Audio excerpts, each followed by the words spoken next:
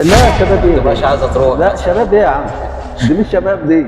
الشباب يقعدوا 10 ايام ما ياكلوش ولا يشربوش مفيش حد وما يستحمل يناموش كده. وما يناموش. شباب ايه؟ حاجه تاني طب حابب تحكيها حصلت في وقت الحرب معاكم ولا ده اللي فاكره مثلا؟ لا هو احنا كده ما حدش يعني تعب قدنا، واحنا دخلنا الجيش يعني في 67 احنا اتهزمنا وقعدنا لحد ما حررنا البلد وحررنا مصر وفي حرب 73 وطلعنا بعدها بسنتين. يعني انا حضرت حرب 67 ربنا ما وفقناش فيها، قعدت الحرب 73 وبعد ما طلعنا بسنتين ما حاربنا بسنتين وانتصرنا بسنتين. 8 سنين من 12 67 ل 1/1/75. تحب تقولي للشباب اللي بتدخل الجيش الايام دي بتبقى سنه وسنتين لا شباب ايه؟ ما تبقاش عايزه تروح. لا شباب ايه يا عم؟ دي مش شباب دي. الشباب يقعدوا 10 ايام ما ياكلوش ولا يشربوش وما يناموش. شباب ايه؟ اللي ينزل عايز اسبوع وينزل اسبوع، ده كما اقول لك كل 5 شهور اجازه. ممكن كنا نلبس ويقول لك الاجازات وقفت بعد ما ناخد التصاريح نرجع تاني نقعد شهر تاني لا يجي دورنا.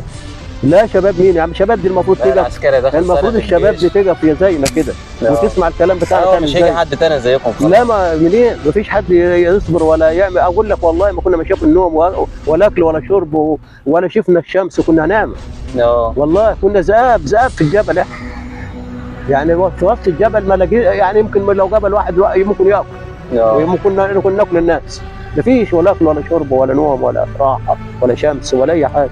مع بعض كده معزلين يعتبر. معزلين وحدينا وما ننام في الخنادق تحت الارض. لا نور ولا اي حاجه. طب حابب واحنا صابرين مثلا؟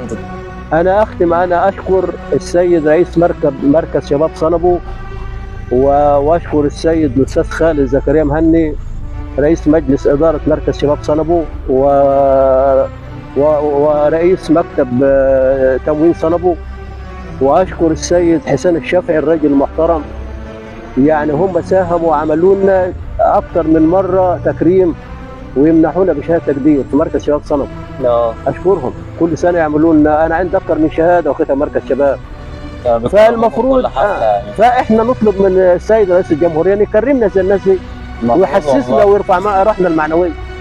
8 سنين حرب وما فيش اكل ولا شرب ولا نوم ولا اي حاجه. احنا نتكرم مع اسر شباب، الاسر اللي هم شهداء، ونتكرم مع الناس اللي هم مصابين، ونتكرم مع الناس دي كلها. احنا المفروض احنا نتكرم. احنا قليلين اللي قاعدين. انا عشنا مات.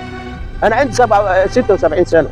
يعني قل شويه قليلين كان ممكن يعمل لنا كل، يعني رئيس الجمهوريه ربنا يطول عمره ويخلي لنا اللي هو محمد عبد الفتاح السيسي، واحنا معاه وقلبنا معاه ورحنا معاه.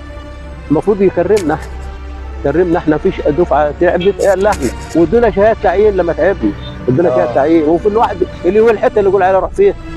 مظبوط. هاي فيعني اشكر مركز شباب صنبو اللي هو مهتم بينا وبيعمل لنا لقاءات ويعمل لنا شهاده تقدير والكلام ده. فيعني رئيس الجمهوريه نطلب من السيد رئيس الجمهوريه ان يكرمنا زي الناس دي. يعني يرفع راسنا المعنويه. الصحه والعمر. ومش هيجي حد تاني زي الجيل ده طبعا. وانا واخد بالك يعني كل ما افتكر زمايلي وانا نفسي ابقى في الجيش وابقى مع زمايلي. الايام دي انا دلوقتي رجليا ما يعني لو مشيت شويه نتعب. ده انا كنت لما اجي رياضه 10 كيلو كل صبح. ناخد 10 كيلو رياضه كل صبح يوميا دي قبل طابور الصبح.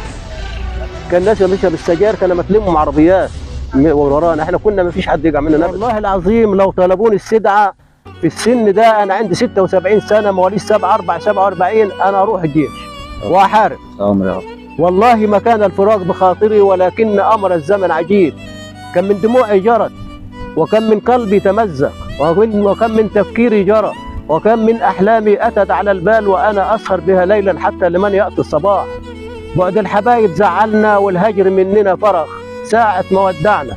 يا نسيم الهوى غني وسمعنا، يا اللي حكمت علينا بالفراق قادر تجمعنا بالجيش. يعني انا عايز اروح الجيش. الله عليك يا جد. الله الله. يا رايك انت. الله ينور عليك. خلاص احنا كده. تحب تقولي في اخر الفيديو بقى؟ اقول اخر الفيديو ان ربنا ينصر مصر ويخلي لنا السيد رئيس الجمهوريه محمد عبد الفتاح السيسي، وربنا يبارك لنا في عمره، واحنا معاه كرئيس. وربنا يشكر، ربنا ربنا ينصر مصر عمان يعديها. اللهم امين يا رب. اللهم امين امين امين. والسلام عليكم ورحمه الله وبركاته.